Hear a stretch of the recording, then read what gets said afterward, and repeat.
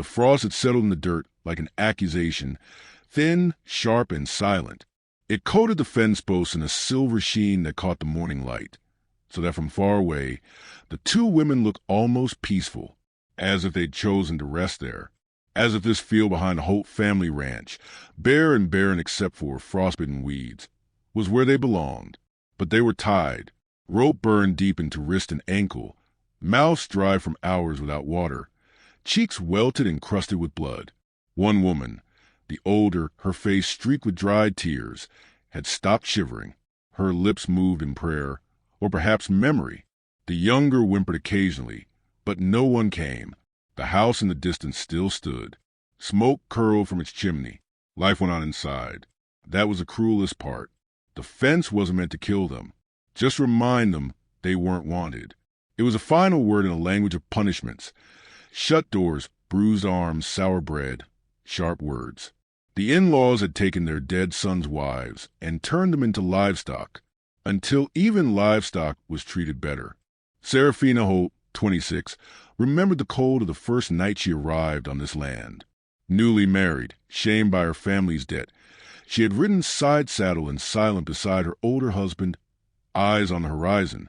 He'd barely spoken to her except to instruct, keep the fire fed, don't bother my brothers. A week later, Letty came, his second bride, younger, louder, barefoot. There was no wedding feast, only more mouths at the same cold table. Now Letty hung beside her on the fence, her temple bruised, jaw clenched.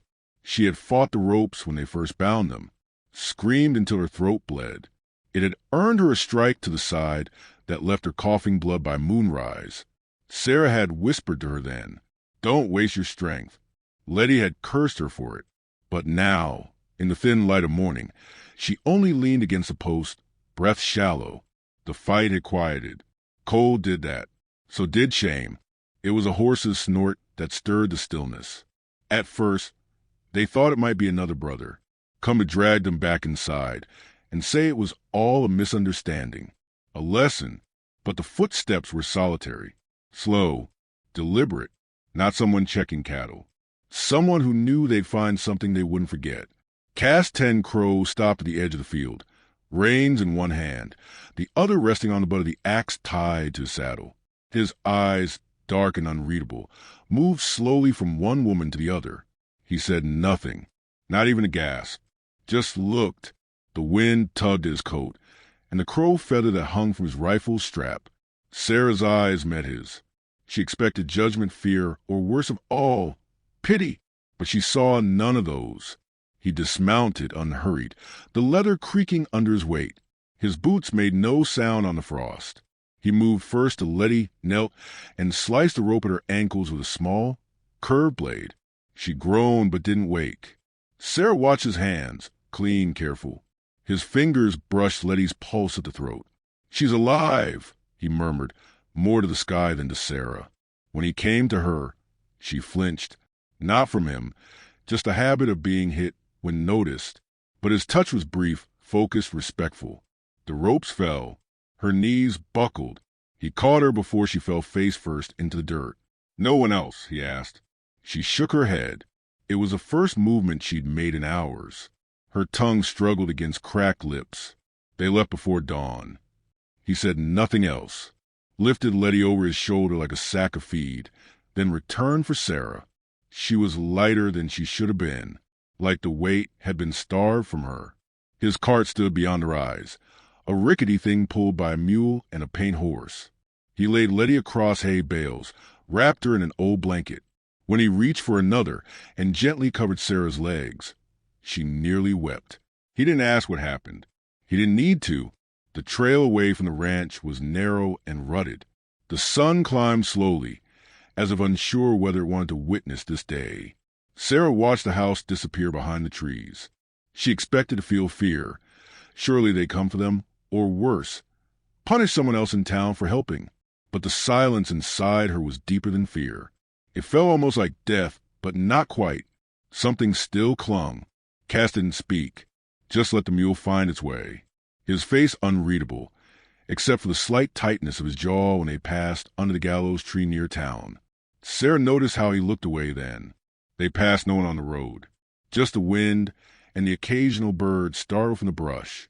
The stillness suited him, she realized, as if words had become foreign or maybe too costly. The cabin sat alone, in a wooded hollow west of the ridge. Smoke already rose from its chimney, a small miracle waiting. He opened the door with a push of his boot and carried Letty inside first. The heat hit Sarah like a wall, with smoke and something earthy like sage. He laid Letty on a cot.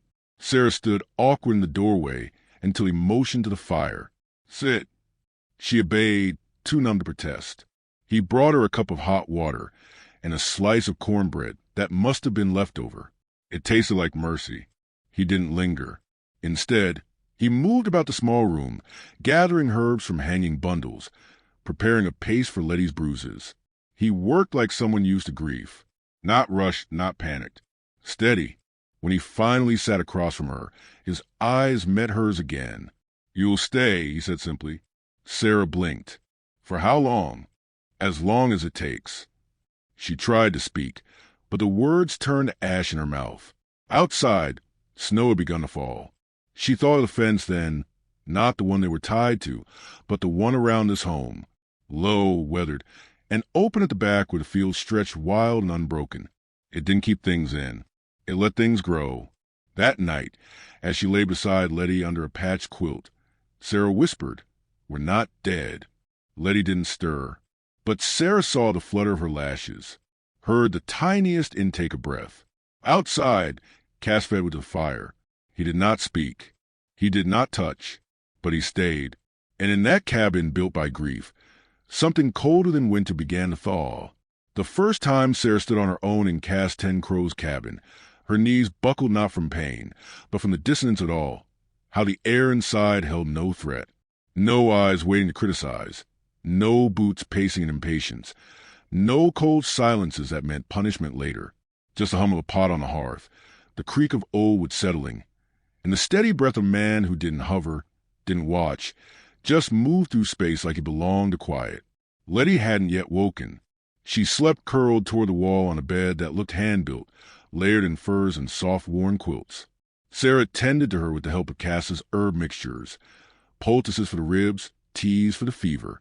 When Sarah tried to thank him, he merely nodded and disappeared outside, splitting wood or repairing something.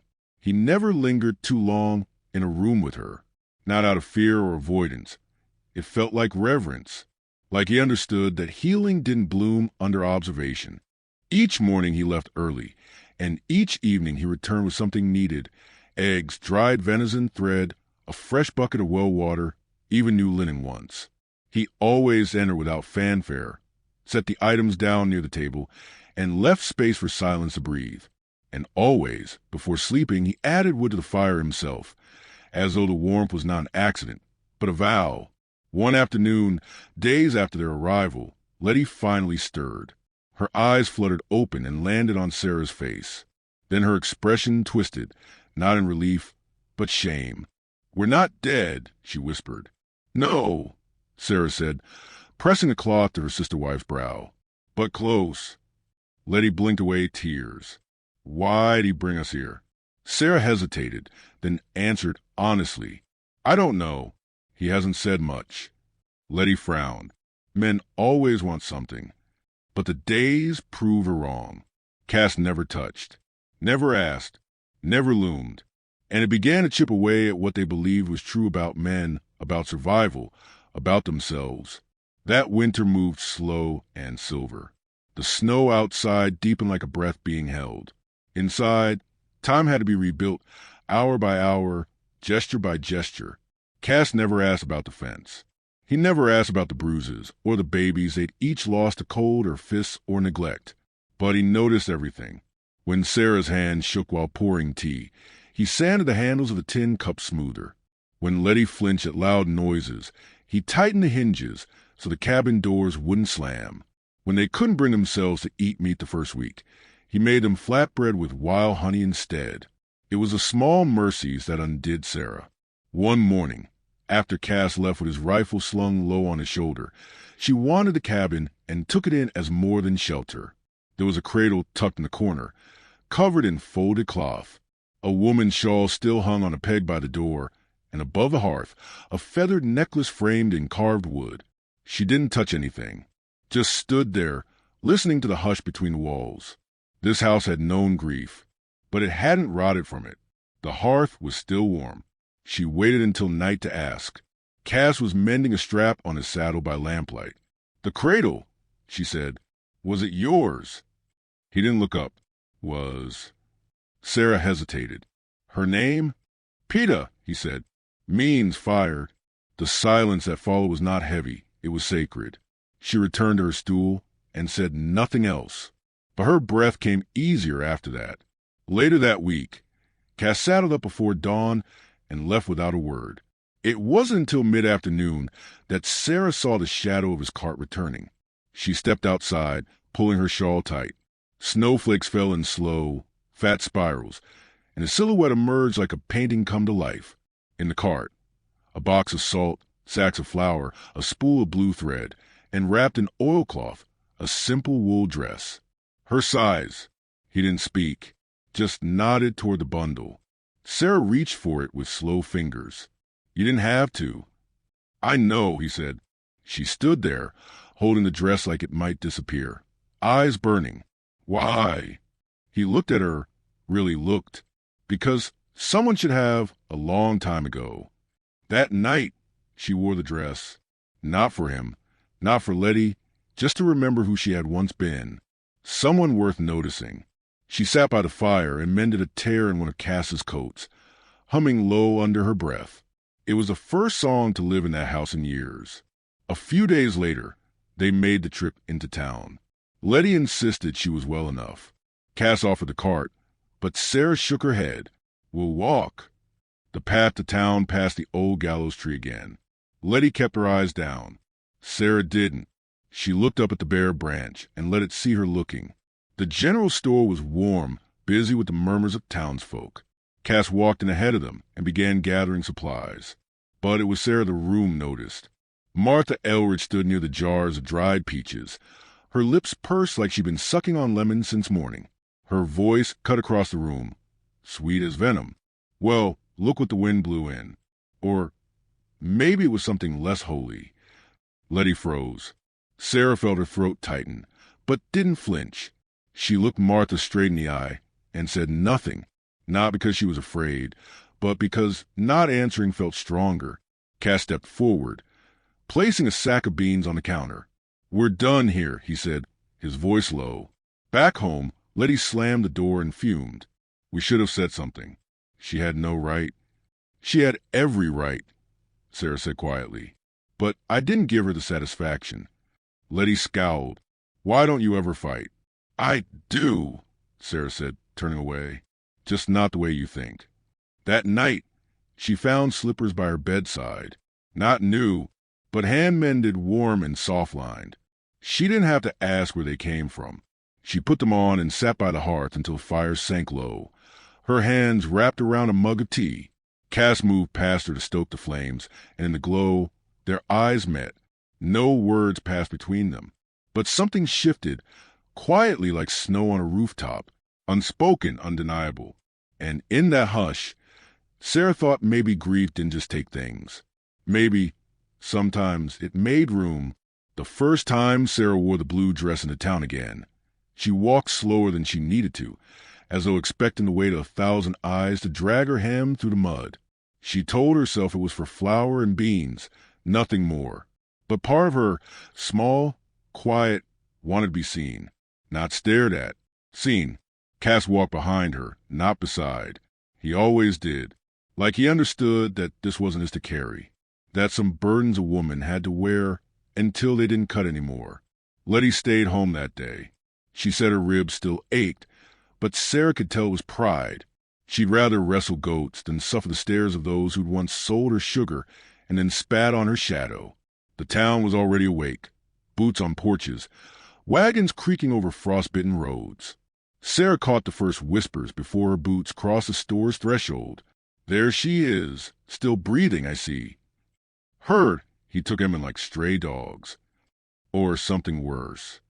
She didn't look at them. Her spine stayed straight. Cass stepped in first. shouldering the door open, and held it without looking at her. That was the thing about Cass. He didn't perform kindness. He just offered it quietly, like water set by a bed in the night.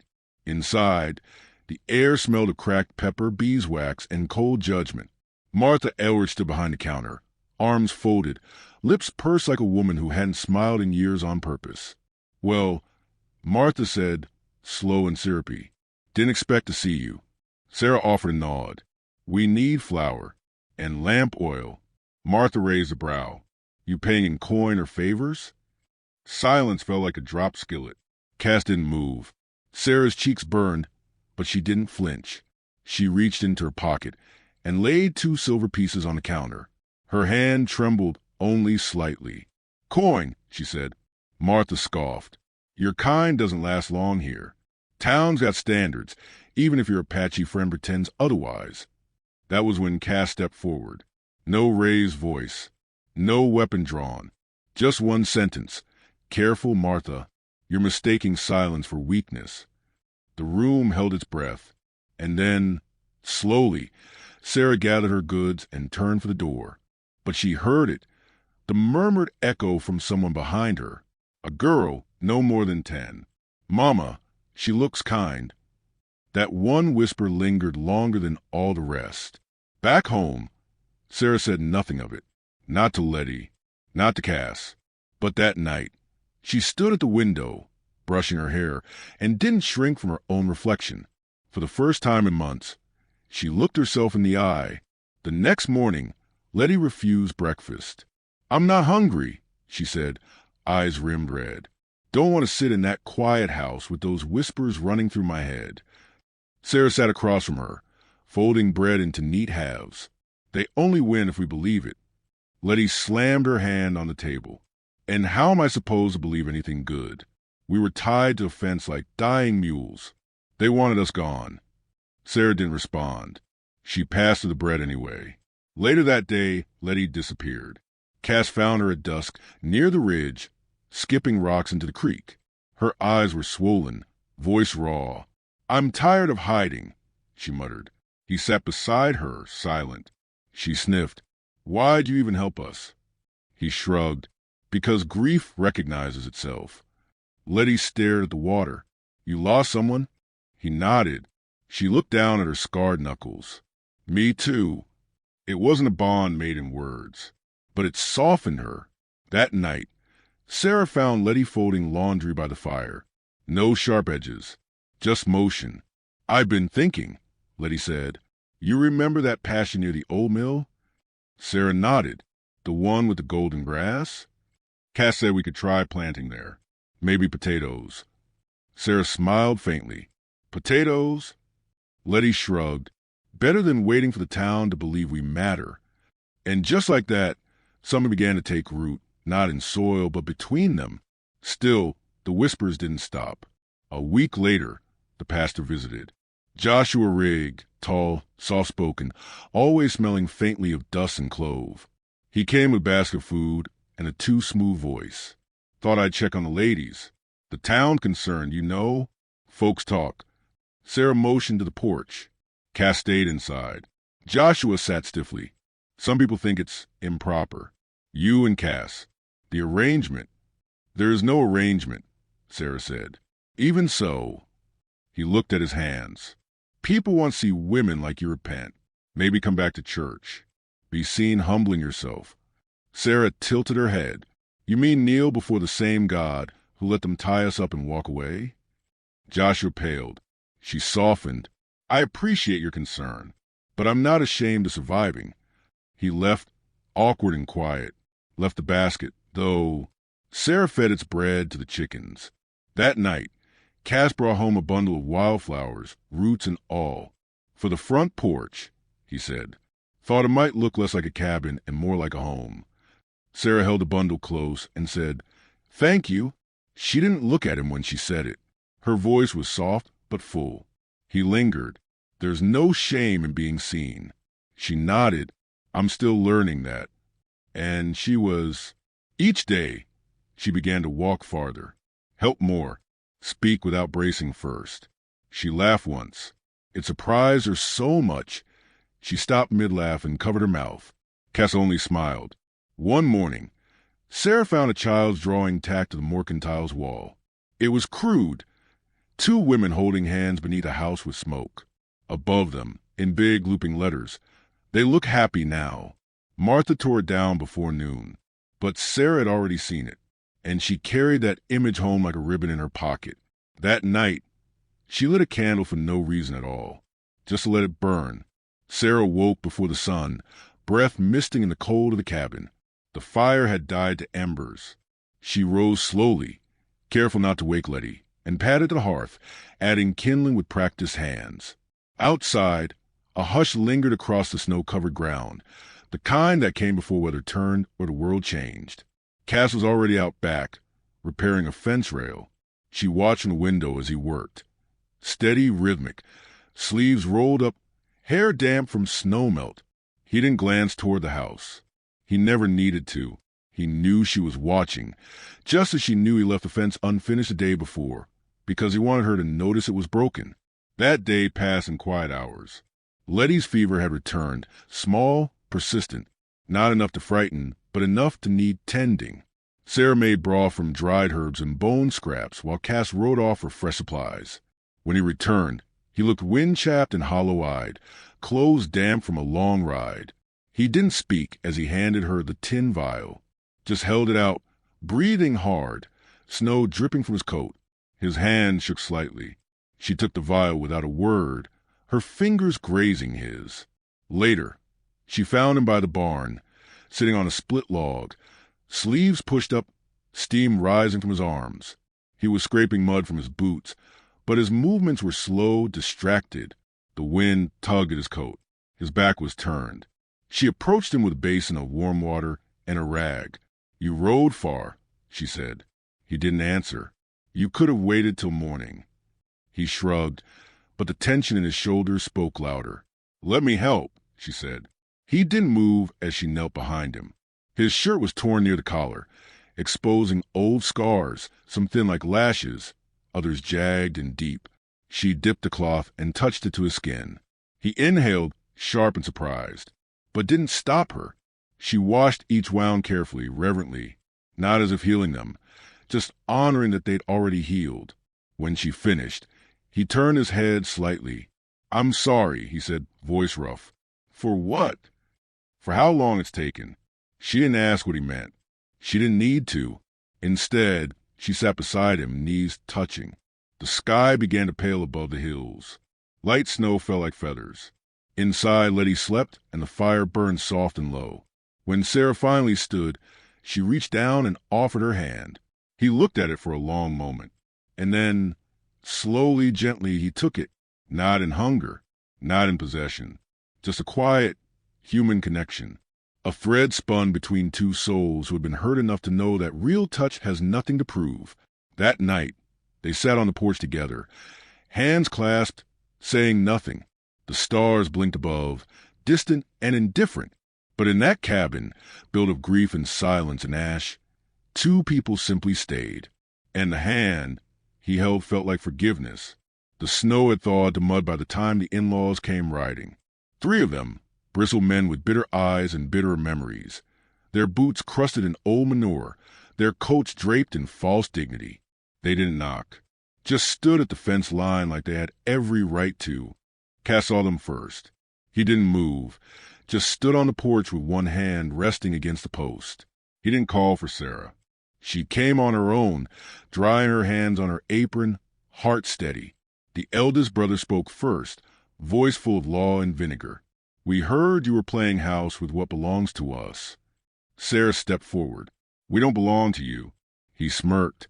"The land does, and everything on it. That includes the tools, the chickens, and the whores." Cass moved then. Not fast, just forward, like a tree deciding which way to fall. "This land was sold," he said. "Signed over when your brother died. I have the paper." The man spat into the mud. "No court honor that, not with what she is now." Sarah raised her chin. "What I am is done being afraid." Letty appeared on the porch, arms folded. "You left us to die. You forfeited any claim." Another brother stepped forward. And what? You'll live here like wives? Like folk won't talk? You think a red man's name on paper matters to a judge? Cass stepped off the porch. Calm. Deliberate. I don't care what they talk. I care what they touch. One of them reached for something in his coat. Not a gun, just a suggestion of one. It was enough. Cass was faster. He didn't draw his blade, didn't raise his voice. He stepped close and said something low. So low, only the wind and the man heard it. Whatever it was, it turned the brother pale. They left in silence, but not defeat. We'll be back, one muttered. Cass nodded. So will spring. For days, the house braced itself, but no one returned. Instead, something else did. Martha Elridge came up the hill with a cloth-wrapped parcel and an apology stiff on her tongue. Town was wrong, she said, eyes on the horizon. I was wrong. She handed Sarah a jar of honey and left before the words curdled. Pastor Rigg followed the next day. He didn't preach, just handed Cass a forged letter from a judge, confirming the land claim. I've seen wrong, too, he said. This isn't it. Letty began planting potatoes in the garden behind the barn, her laughter blooming louder than the spring thaw. She no longer wore sleeves past her wrists. She didn't need to hide. And Sarah wore the blue dress again, not because she needed to prove anything, but because it fit her now. She no longer shrank to wear it. One night, after the fire burned low and the world was quiet, Cass took Sarah's hand again. This time he didn't let go. I don't know what to call this, he said. You don't have to, she answered. It's ours. A week later they married. No church, no crowd, no lace. Just Cass, Sarah, Letty, and the open sky. They stood beneath the gallows tree, the very one the town had once hung silence from. Letty tied a strip of Sarah's old shawl to a low branch. Let it remember something good, for once. As the sun dipped low, Sarah looked toward the ridge, where once a fence held her like livestock. Now there was no fence, just open field, and beyond it, the breath of a life no longer borrowed. She turned to Cass. You know, she whispered, it didn't break me. That fence. He touched her cheek. I know. It showed me who I was, who I want to be. He nodded. And who you already are. They kissed then, not with hunger or need, but with reverence, like two things not claiming each other, but honoring what had been rebuilt between them. Back at the cabin, Letty lit every candle. Let them talk, she said. Let them see what staying looks like. And outside, in the place where grief once lived, joy took root, quiet, deep, and stronger than shame. The town kept talking, but the land stopped listening. And the wind carried not the sound of fences breaking, but of hearts finally unbound.